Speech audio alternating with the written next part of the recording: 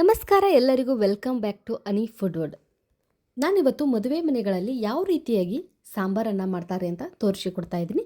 ಈ ರೀತಿ ನೀವು ಯಾವತ್ತೂ ಟ್ರೈ ಮಾಡಿಲ್ಲ ಅಂದರೆ ಖಂಡಿತ ಟ್ರೈ ಮಾಡಿ ನೋಡಿ. ಟೇಸ್ಟ್ ಅಂತೂ ತುಂಬಾ ಚೆನ್ನಾಗಿರುತ್ತೆ. ನಾವು ಎಷ್ಟೇ ಚೆನ್ನಾಗಿ ಸಾಂಬಾರನ್ನು ಮಾಡಿದರೂ ಕೂಡ ಮದುವೆ ಮನೆ ಶೈಲಿಯಲ್ಲೇ ಮಾಡೋ ಥರ ಕಲರ್ ಹಾಗೂ ಟೆಕ್ಸ್ಚರ್ ಬರೋದಿಲ್ಲ ಅನ್ನೋರು ಈ ವಿಡಿಯೋನ ಸೇವ್ ಮಾಡಿ ಇಟ್ಕೊಳ್ಳಿ.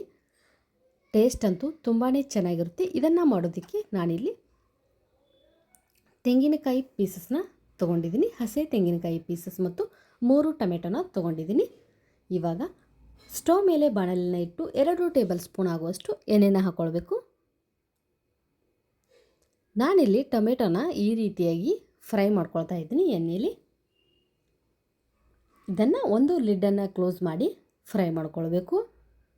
ಒಂದು ಲಿಡ್ಡನ್ನು ಕ್ಲೋಸ್ ಮಾಡಿ 2ರಿಂದ 3 ನಿಮಿಷ ಆದರೂ ಫ್ರೈ ಮಾಡೋದಕ್ಕೆ ಬಿಟ್ಟರೆ ತುಂಬಾ ಸಾಫ್ಟಾಗಿ ರೆಡಿಯಾಗಿರುತ್ತೆ.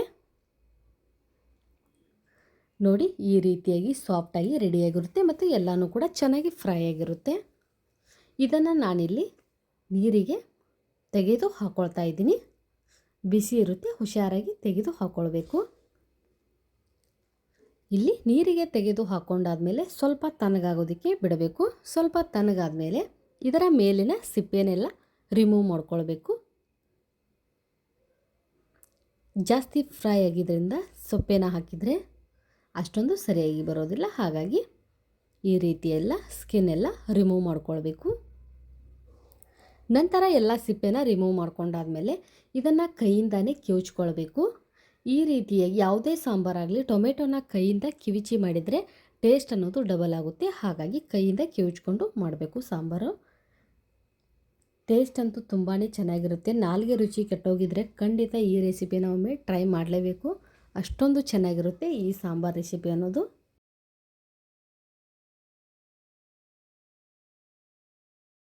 ನೋಡಿ, ಇವಾಗ ಎಲ್ಲನೂ ಕೂಡ ಟೊಮೆಟೊನೂ ಕೂಡ ಈ ರೀತಿ ಕೈಯಿಂದ ಸ್ಮ್ಯಾಶ್ ಮಾಡಿಕೊಂಡು ರೆಡಿ ಮಾಡಿ ಸೈಡಿಗೆ ತೆಗೆದು ಇಟ್ಟುಕೊಳ್ಳಿ. ನಂತರ ಸ್ಟವ್ನ ಆನ್ ಮಾಡಿ ಒಂದು ಬಾಣಲೆನ ಇಟ್ಟುಕೊಂಡು ಅದಕ್ಕೆ 1 ಟೀ ಸ್ಪೂನ್ ಆಗುವಷ್ಟು ಎಣ್ಣೆನ ಹಾಕ್ಕೊಂಡು ಈ ರೀತಿ ಕೊಬ್ಬರಿ ತುಂಡುಗಳನ್ನು ಸಹ ಸ್ವಲ್ಪನೇ ಫ್ರೈ ಮಾಡ್ಕೊಳ್ಬೇಕು. ಇದಕ್ಕೆ 1 ಸ್ಟಾರ್ ಹೂವು ಮತ್ತು ಸ್ವಲ್ಪನೇ ಚಕ್ಕೆನ ಸೇರಿಸ್ಕೊಳ್ತಾ ಇದ್ದೀನಿ.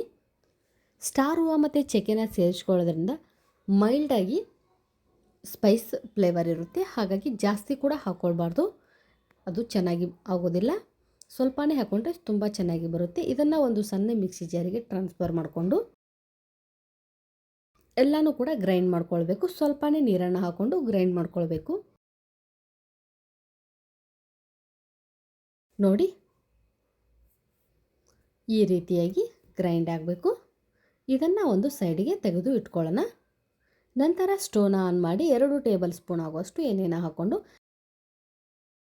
ಎಣ್ಣೆ ಕಾದಾದ ಮೇಲೆ 1 ಟೀ ಸ್ಪೂನ್ ಆಗುವಷ್ಟು ಸಾಸಿವೆನ ಚಟಪಟ ಅನ್ನೋವರೆಗೂ ಸಿಡಿಸ್ಕೊಳ್ಬೇಕು.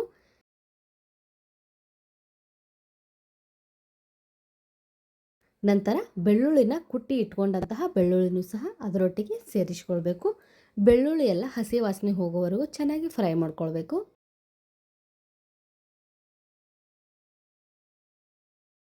ನಂತರ ಇದಕ್ಕೆ 1 ಸಣ್ಣ ತುಂಡು ಆಗುವಷ್ಟು ಹಸಿ ಶುಂಠಿನ ಸ್ವಲ್ಪನೇ ಜಜ್ಜಿ ಸೇರಿಸ್ಕೊಳ್ತಾ ಇದ್ದೀನಿ.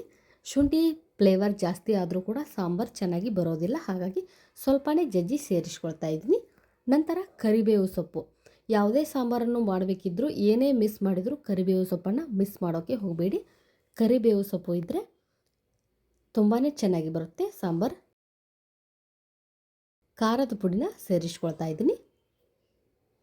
2 ಟೀ ಸ್ಪೂನ್ ಆಗುವಷ್ಟು ಅಚ್ಚ ಖಾರನ ಸೇರಿಸ್ಕೊಳ್ಬೇಕು.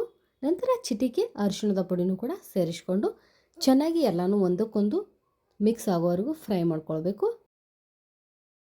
ನಂತರ ಇದಕ್ಕೆ ಆವಾಗಲೇ ಕಿವುಚಿ ಇಟ್ಕೊಂಡಂತಹ ಟೊಮೆಟೊ ರಸನ ಎಲ್ಲನೂ ಕೂಡ ಸೇರಿಸ್ಕೊಳ್ಬೇಕು.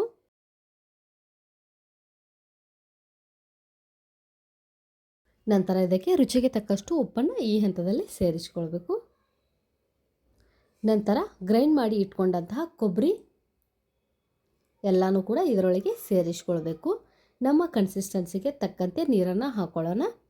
ನಮಗೆ ಎಷ್ಟು ಸಾಂಬಾರು ಬೇಕೋ ಅಷ್ಟು ಸಾಂಬಾರು ರೆಡಿ ಆಗೋದಕ್ಕೆ ಎಷ್ಟು ನೀರು ಬೇಕೋ ಅಷ್ಟು ನೀರನ್ನು ಹಾಕ್ಕೊಳ್ಬೇಕು. ನಾನಿಲ್ಲಿ 2ರಿಂದ 2.5 ಲೋಟದಷ್ಟು ನೀರನ್ನು ಸೇರಿಸ್ಕೊಂಡಿದ್ದೀನಿ. ಎಲ್ಲನೂ ಕೂಡ ಮತ್ತೊಮ್ಮೆ ಚೆನ್ನಾಗಿ ಮಿಕ್ಸ್ ಮಾಡಿಕೊಳ್ಬೇಕು. ನಂತರ ಸ್ವಲ್ಪನೇ ಬೆಲ್ಲದ ಪುಡಿನ ಸೇರಿಸ್ಕೊಳ್ತಾ ಇದ್ದೀನಿ. ಇಷ್ಟ ಇದ್ದರೆ ಸೇರಿಸ್ಕೊಳ್ಬಹುದು, ಇಲ್ಲಾಂದರೂ ಕೂಡ ಪರವಾಗಿಲ್ಲ.